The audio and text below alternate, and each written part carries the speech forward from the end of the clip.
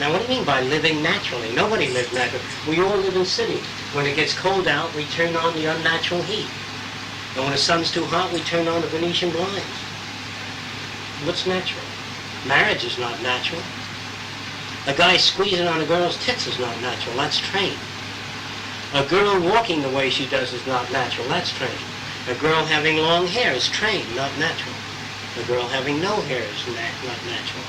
Nothing is no such thing as human nature. Humans don't have any nature at all. Depends on the way they're brought up. If I bring you up with a lot of butch tomboys climbing trees, say, fuck you, get out of my goddamn way, that's the way you'll talk. You believe that or you're not sure? No, if you were brought up in a certain area of Texas, yeah, get the goddamn nigga and beat the shit out of you. And that's the way you might talk, right? So what do you mean by individuality? I've never met an individual yet. There's no such thing. These are all myths.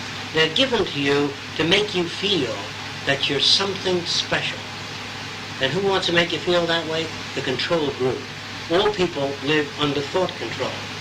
That's why, if those of you that are new here might fear that the ideas that I talk about might be dangerous, well, I'm going to tell you something now, that this organization is called socio-cyberneering, and it's least apt to succeed.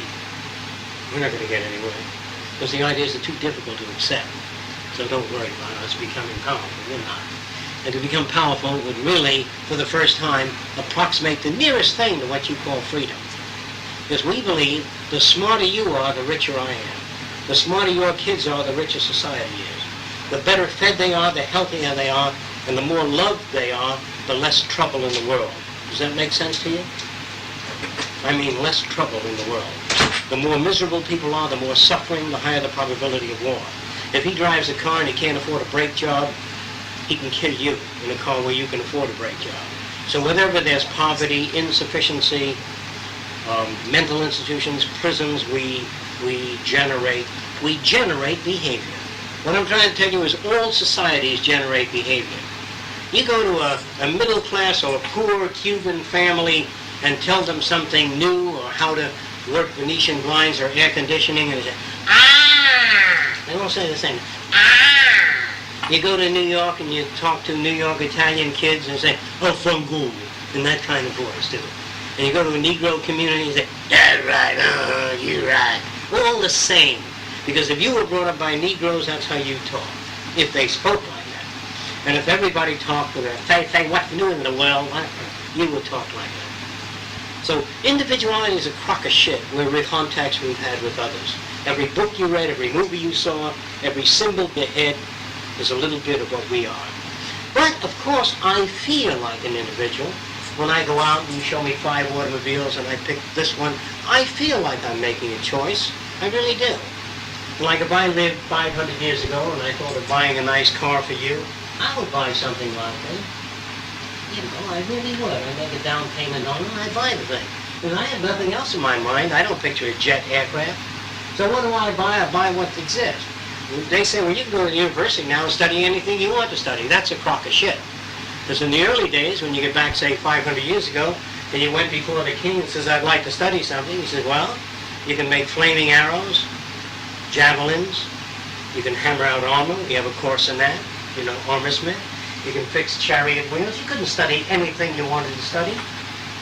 Young American kids, when they go out into the world, in the park, you see a baseball field or a football field. Some of you say, well, that's fine. That's shit. You don't see any chemistry labs for kids that love chemistry. You don't see any area where they can go and study aeronautics or the earth sciences. Why don't you have every goddamn park have music, art, science, theater, photography? How come it's always baseball and football?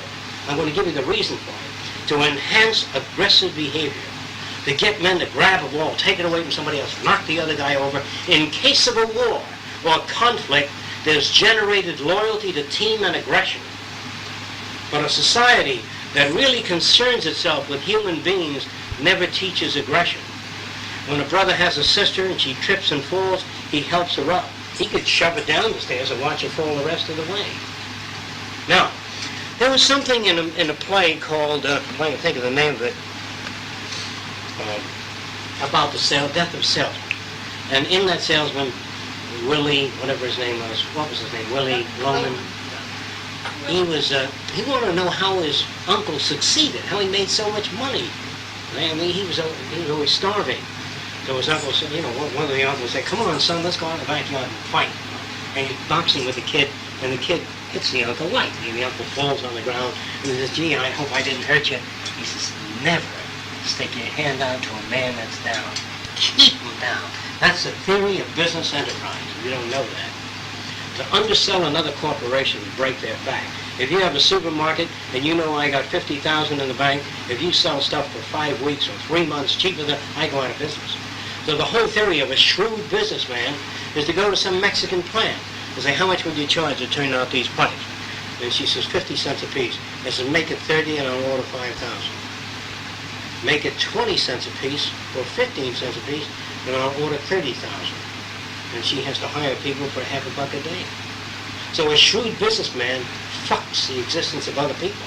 You admire successful people in this country. They are the meanest sons of bitches that ever lived. If you go out in South Florida and buy 50 acres for $10,000 and later sell it for $70,000, they call you a good businessman. No, all the values are twisted. But remember, it's easier to live with twisted values. It serves a self-interest. So if you're really self-interest centered, this is the philosophy. You go out into the world with your finger up everybody's ass and a smile, and your hand on their shoulder. But if you understand what I'm talking about, this system offers an alternative, and the alternatives in the system are quite different. Now, before I go on, do you have any questions you want to ask me? Maybe I've said things that you don't agree with.